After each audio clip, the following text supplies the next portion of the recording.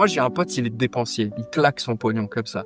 Et puis, si je veux m'offrir un truc et je culpabilise un peu, je vais écrire à ce pote en lui disant, ah, écoute, faut que je te parle d'un truc, je viens avec un mal-être et tout. Parce que je sais qu'il va me dire, mec, achète-en 2. Non, t'as raison. Et si je sais que je dois faire preuve de sagesse, bah, je sais que j'ai quelqu'un de mon entourage. Mais moi, ça m'avait fait quand je suis parti, du bureau d'architecte dans lequel je travaillais pour me lancer. Et, j'ai demandé à tout le monde. Et je me rappelle qu'au fond de moi, je voulais tellement le faire que peu importe ce qu'on m'aurait dit. J'ai eu du 50-50, j'ai eu des gens un peu sécures, etc. On m'a dit, ah, fais quand même gaffe, machin et tout.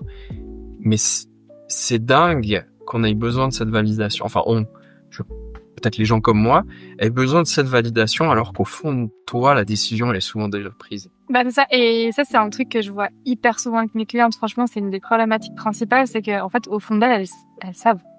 Et surtout dans le dev perso, dans l'énergétique, parce que j'ai beaucoup de kinésiologues, etc. Ouais. En fait, elles savent qu'il y a quelque chose de plus fort qu'elles qui les appelle, et puis elles ont des intuitions, elles sentent aussi qu'elles ont cette envie-là d'aller accompagner les gens, etc.